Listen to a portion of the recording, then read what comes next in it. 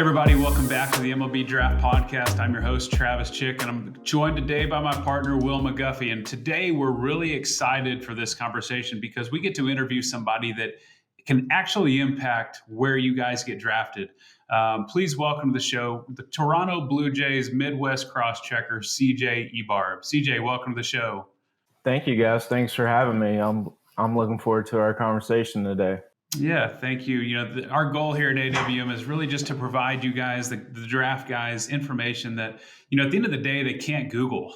This is really unique information that we're trying to provide them. And so, I thought where we'd kick off the conversation is really just kind of your background, where you're from, how you got into scouting, and then kind of give a breakdown of the different levels of scouts and what that kind of means to the players.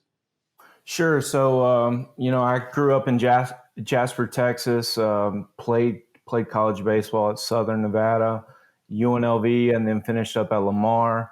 Was fortunate enough to be drafted by the Blue Jays as a senior sign, and I've been with the Blue Jays since 2006 as a player and a player coach 1 year, and then did the area in South Texas, South Louisiana in 2011, then went on the pro side for 2012 and 2013, and then I've been cross-checking the Midwest since draft of 2014. So, just fortunate to be with the Blue Jays. They've been great. We've been lucky enough to acquire some good players out of the Midwest, and I'm excited about. So yeah, things have been pretty good.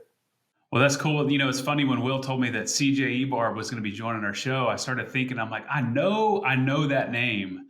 And so, of course, preparing for the show, I went back and dug a little bit. And I don't know if you remember, but when I was in high school, I played for White House High School, and we would come down and get our butts kicked in the Jasper tournament every year. So thanks for that. I remember the name from there.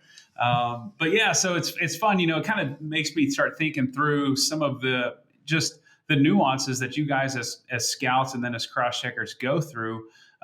Back when you and I were playing in Jasper and White House, it's probably a lot different because we didn't have the perfect games as much, and we didn't have all the access on Twitter and Instagram and all that. And so the game has certainly evolved a ton, especially for the scouting department and from my perspective. So one of the things that Will and I were talking about kind of coming into the show is, the mock drafts, the draft boards, and all this stuff that we see. And one of the points that he made that I thought was really interesting that I'd love for you to hit on is, there's probably 100 names that at the end of the day have been selected in the mock draft as a potential first round pick. So what stock would you put into that as somebody that can actually impact where these guys get drafted? So the mock drafts for me personally are just more of like, hey, it's a name. There's a good chance, that these top 100 mocks, everyone in our organization from a scouting standpoint has probably seen them. But to me, it's just a name, and where that publication decides to rank that player, like that's their opinion. But for us, like the Blue Jays, we have our own process and philosophy of that we're going to rank that player. And what, CJ, for those people out there, what does the spring look like? What is the spring as far as if I'm a player and I see somebody with the Toronto Blue Jays come out and watch me, what are the different levels of scouts? Who is going to possibly come out and watch me play? And what does it mean when an area scout comes and sees me? Or what does it mean when you as a cross-checker comes and see me, or somebody else in the organization? Can you kind of explain that process to us? Yeah, for sure. So it will start with the area scout. He's like the first line of defense, I call it. So, the area scout writes a follow on the player, and, he puts them in a certain round range or like a roll grade range.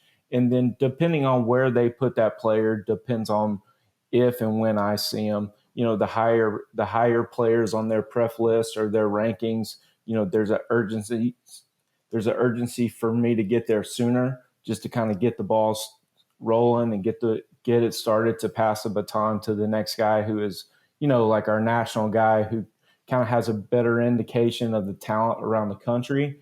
And then obviously, now these days you have the scouting director that'll get out and see players. You have, special assistants from different clubs that are probably honing in on, 25 to maybe 50 guys, trying to hone in on maybe your potential first overall pick.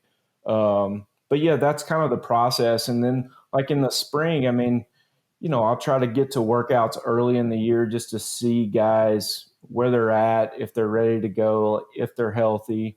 A lot of my work is done in the summer. Like summer to me for the area guy and the regional guys is huge. That's where we develop that history. We develop that process of how they do things, whether it's a guy on the mound, whether it's a position player with, approach concerns or, defensive position concerns. Like we have a pretty good idea going into the spring, or I hope that going into the spring that we can narrow our questions on the player so that in the spring we can sit back and watch them and get those answered.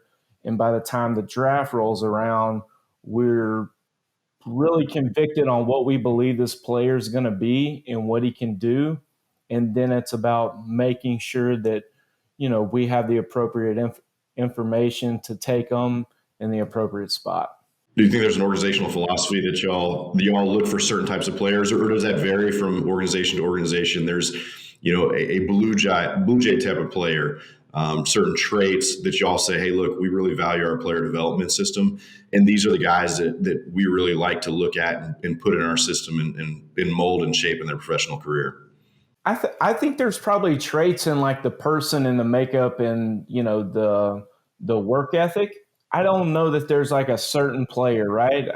I just think if you pigeonhole yourself into like, hey, this is our type of player, whether it's college pitcher, college position player, or high school pitcher, or high school position player, I think you end up maybe missing out on some good things. But I do think we value, especially myself, like I have my own values and players that I elevate or that I like, that maybe I push forward a little bit more. And that's just, I want to know their backgrounds. I want to know their work ethic. I want to know, just everything about them to ensure that, that I'm comfortable, acquiring this player or recommending him to the Blue Jays for sure. I want to go back to, the draft cycle that you kind of talked about. It sounds like from the summer, you're really putting together the starting to put together the pieces of the puzzle. And then during the spring, it's basically just kind of reinforcing what you've already, and we know that there's going to be pop-ups, right? Like there's going to be surprises. There's going to be guys that, you put in the fourth or fifth round that push themselves into the first, and then vice versa, guys that you've, pushed in the first and go to the fifth. But, one of the things that you talked about was the interview process and some of the questions that you guys are going to be asking. And to skew this temporarily just to the financial conversation, because that's what we do, one of the questions and pushbacks that we hear quite a bit is, which is actually kind of counterintuitive, because at the end of the day, baseball is a business. Professional baseball is a business.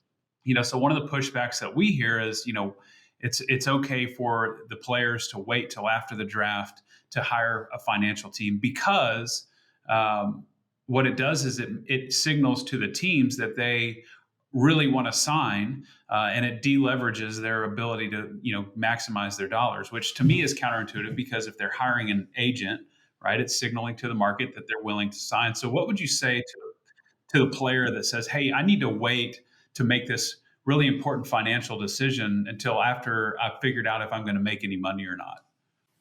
Yeah. I mean, I think it's always best to, to have a plan, whether it's your baseball advisor and your financial advisor. Like, I think those things are important, because if you decide to go to school, or if a player decides to go to school out of high school, maybe that relationship doesn't come forward, now, but maybe in 3 years after he goes to A&M or Ole Miss or wherever, that relationship can continue. But I think it's smart for these kids to make sure that, that they're taking care of their future, not only, on the field, but off the field, because baseball is not forever.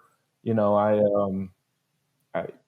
can I can speak to that. Yeah, we can all speak to that. So, in fact, I always, like I said that in high school, I was a real big golfer. I love it still to this day. And I had a chance to go play college golf, but I was like, you know what, I'm going full baseball because I know I've got a certain amount of years, and then hopefully I'll be able to play golf till I'm 80 or however long I live. So, but yeah, I think it's important for these kids to look after and have people around them that are looking after their best interests for their future. There's just so much information out there. Yeah. So in your opinion, like, you never walk in when you're sitting in the draft room and draft meetings and be like, well, this guy's hired a financial advisor, so he has less leverage. You don't, that has never come out of y'all's mouth before. No, it's not even something that I'm worried about. Like, it's, like the agency stuff, or, if a kid has an agent or what agent it is. At the end of the day, if the kid has ability, and yeah, if the kid has ability and he's willing to sign, and his ability fits, I always call it, if the opportunity cost is right, like, let's go. Yeah.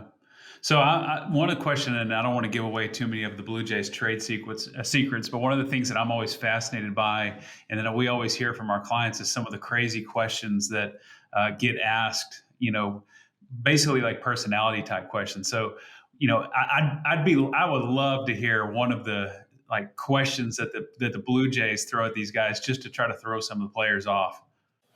We don't really have any like crazy questions or anything like that. Like, it's more about, like, for me, when I'm meeting with a player, it's about, where's your support system? Who are you going to call when you first get drafted? Like, who have been the biggest influences on your baseball career? What teammates have you, liked the most, and what about that teammate gravitated towards you? Just things like that. I want to, one, try to understand what makes this player tick, and what type of environment he is living in and what's around him. And then also, I want to educate them on what professional baseball has to offer, and especially what the Blue Jays can offer him if there's an opportunity to do that. I just think the colleges, especially in my region, just speaking of Texas in general, do a really good job with, academics, facilities, coaching, development, all these things. And high school players especially are really hit with that sooner than they are professional baseball. And what I'm trying to get our scouts to do, and especially myself, is the sooner we can identify a guy with potential major league talent, is to educate them, their families, so that they're comfortable making a tough decision when it comes time. Yeah. I can only speak to my own personal career, and it's, I think it takes a very special person, an 18-year-old kid, to be able to go straight from, high school baseball and living with mom and dad to now all of a sudden you're inundated with total freedom, right? As a professional, they're not babysitting you anymore. It is a business, and you are responsible for going out and eating right and exercising and taking care of yourself. And then also, now all of a sudden you realize that baseball becomes a business. And so, you have to deal with, for many of our clients, they're, 18-year-old kids that all of a sudden get several $1 million. And there's this outside pressure that they have to, maybe go out and buy a really nice Ford Raptor or something. And so, it's really important, that education piece. But what are the things, one of the things that I'd like to hit on here is just the traits that you guys see in players that, maybe, especially out of high school, really more than anything, that show, hey, this kid is ready to come out of high school and go directly into pro ball. Or maybe the skill set, say skill set's all things equal, but what are the traits that you would see this guy's ready to go to pro ball versus, hey, he probably does need to go to college and he would benefit from that? Yeah. So, for just the high school player in general, I'm looking for, baseball instincts. Like, does he know where to be before the play? play happens. For pitchers, especially, like I want, just me personally, I like, good body to project on, a chance for added strength, you know, more flexibility as added strength happenings is a happening. You know, pitchers, I like command, the ability to spin a breaking ball. Um, you know, Average to, well, now like everyone's throwing hard. So like, I mean, there'll be weeks where you'll see high school guys and, there won't be a pitch under 90 miles an hour. And it's just like, okay, like everyone's throwing 90, 95. So as a scout, how am I separating those guys? And it goes back to what I believe the frame and, the actions are. And honestly, do I think he's going to be a starting pitcher? I value personally, like if I think a kid's going to has the best chance to be a starter, then I'm probably going to rank him higher over than a guy who's, just arm strength reliever that lacks command. But there's makeup comes into it, and our area guys do a great job of just developing relationships and, getting to know what really makes these guys tick and getting to know like their true love for the game. And then on position players, I personally like everyone, I would love to acquire middle of the field athleticism, with ability to hit and play a premium position. However, as you continue to do this, certain guys are really good. Like if certain guys are really good at hitting and they have really good mechanics and their body moves really good in their, in the box, and those are guys that I'll try to hone in on as well. Knowing that maybe with development or something like that, they can improve. Like the the statement that if you can hit, we'll find a place for you. Like the more and more I do this, that is true. Especially for an American League club. So like we have the DH, and if the guy can really hit, we'll find a spot for him. But those are certain things that I look for. It's not like a one size fits all deal. You mentioned that, you go out and you see high school players and not a pitch is under 90 some weeks. And we were all together at a tournament watching in Arlington a couple of weeks ago. And I was just, the velocity was incredible up there. What do you think some of those changes are? Because I think back and I tell stories about, 10 years ago or back when I was in law school and I was, doing some scouting. And the game's just changed and the evaluation process has just changed. But what has led to that in your mind to where everybody's throwing so hard? And these guys, do you think it's just the way we work out, the way we understand the game? Is it analytic? Like, what is it in your mind that has led to this explosion in velocity? And do you think it's a good thing or a bad thing? Yeah, I think it's probably, it's tough. It's a tough question because I think kids are training earlier to throw harder because it's cool.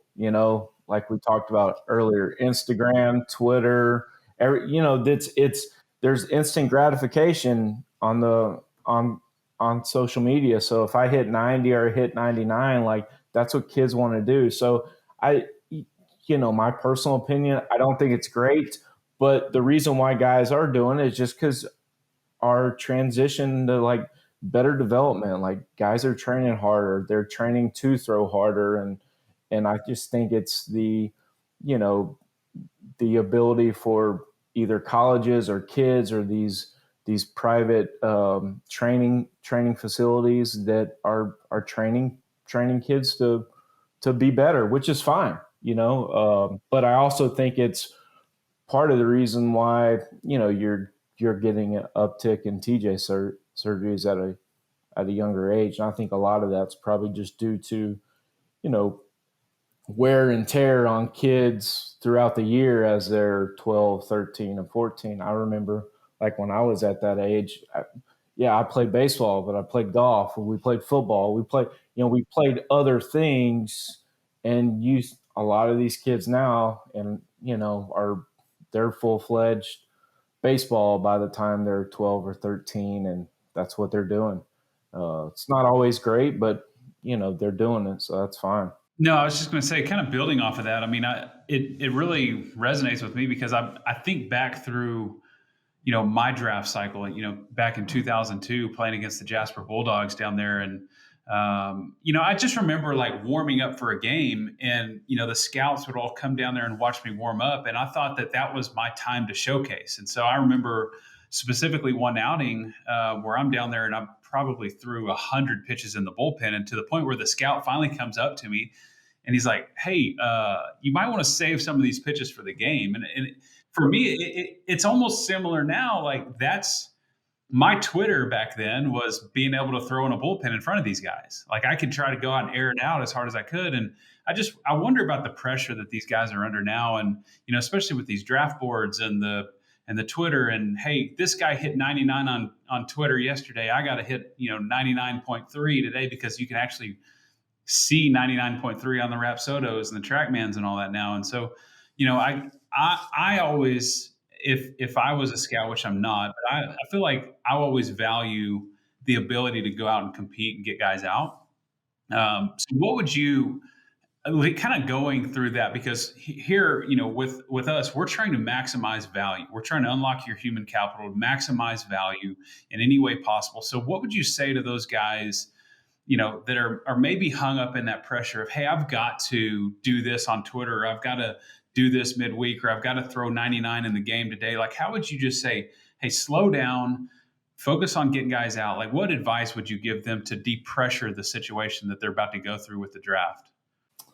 My advice would be to really enjoy it, because you're getting a lot of attention from, different clubs and different things, but just understand that this is a game. It's supposed to be fun. And if you're prepared and you're competing, on the mound or in the batter's box, if you're prepared and you're competing, then the scouts, I mean, obviously most of us are trained to see good in players.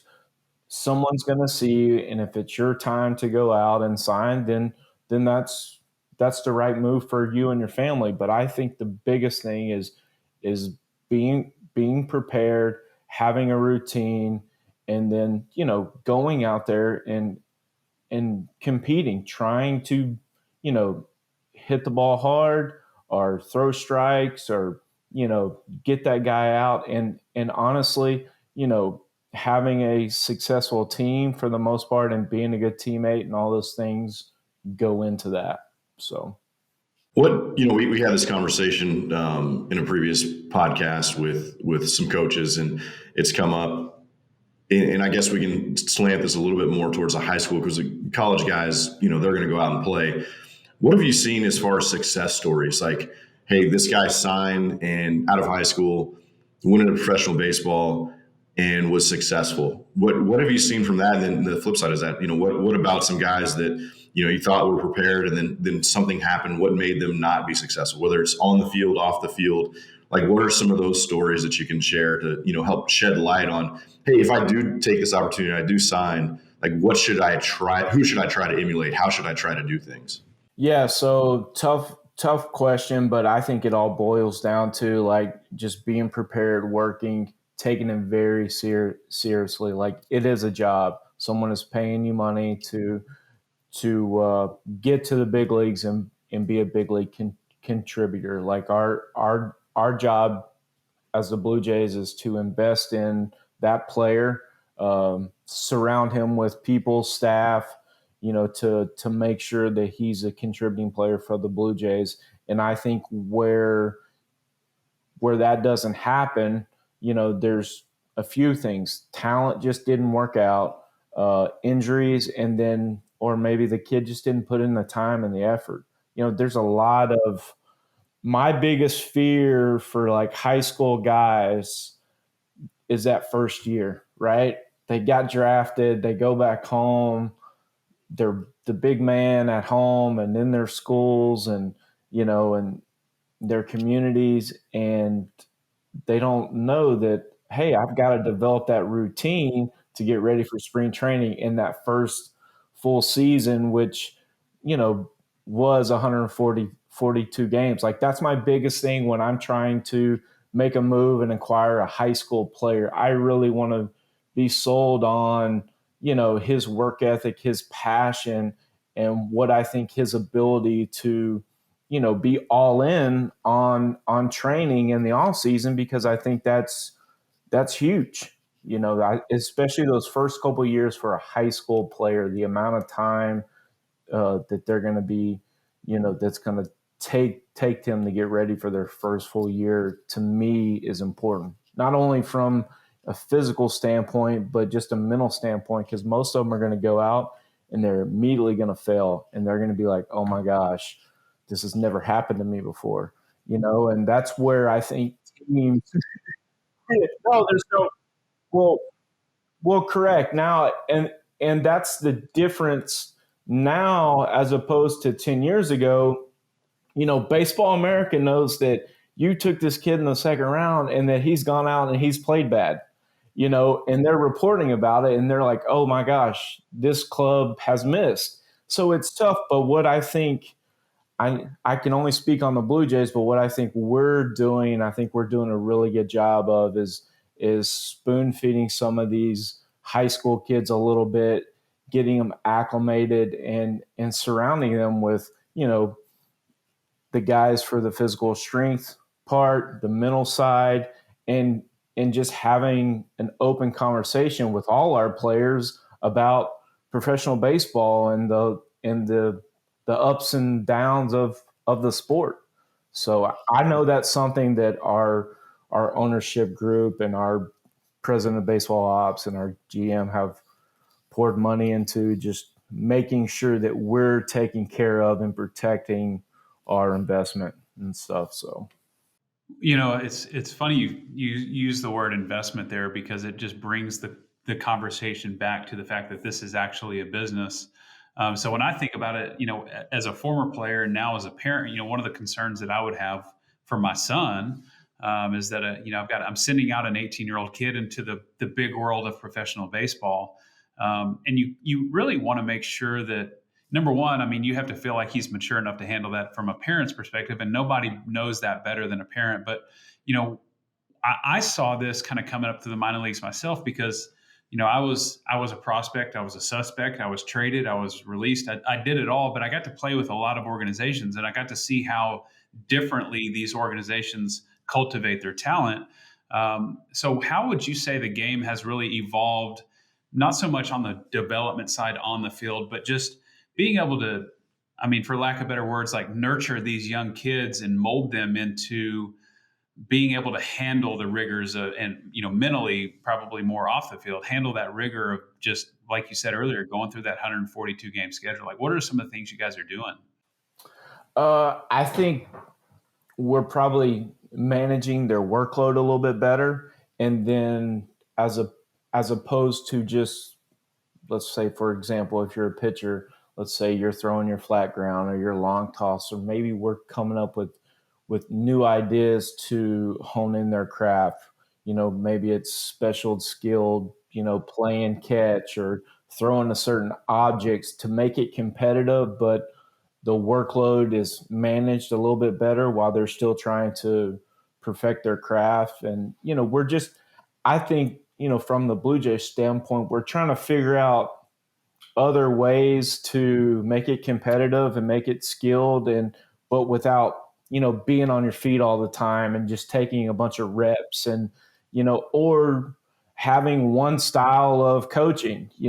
I think there's many different ways to coach a kid and to communicate with players. Like back in the day, we all had probably coaches that would yell at us. They would get in it, and for the most part, like I didn't have a problem with it.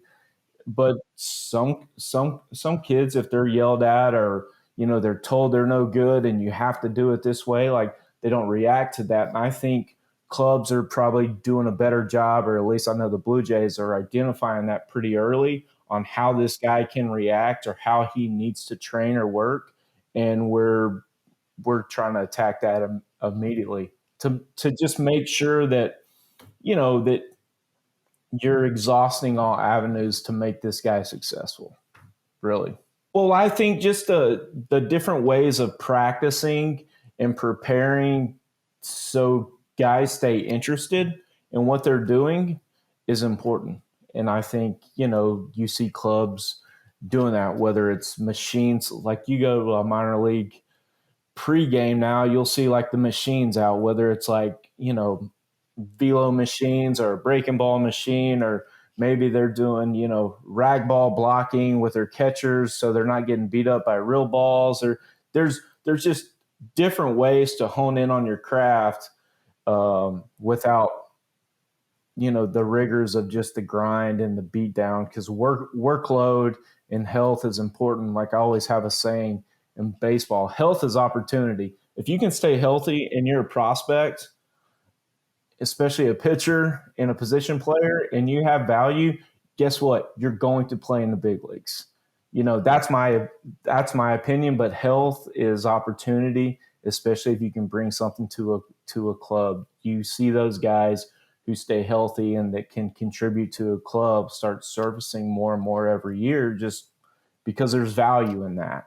And I think, I know clubs are starting to figure out how can I keep certain guys with ability healthy. And I think it's just managing workload as much as possible. I think one of the things that you see too is that, this is just taken off, and it goes back to the training aspect and people having more information available. But you see guys investing in themselves in the off season. You see guys down to spring training having hyperbaric chambers in their apartments, having, access to cryotherapy and all these things. And it's incredible. And that's what I think guys sometimes, when you're given this opportunity as a draft prospect, it's like, hey, this is a lot of money. But one of the components you have to look at is I'm going to have to spend some of that money to stay healthy, to your point of health is opportunity. And I think that's one thing that guys need to understand walking into this is that money is one to set you up for life, hopefully, but really it's to get you to the big leagues. It's to give you the opportunity to go be a major league player. And that's one of the things, we see all over baseball and not just baseball, but any sport is sometimes people just miss out on that opportunity and say, hey, I'm just going to go blow this money, have fun, live a great life for like 6 years. And then you wash out and you turn around and you say, what just happened? And I think that we need to, make sure that guys understand you need to go back and invest in yourself, invest in your human capital, as we call it, and take those opportunities to maximize what you have.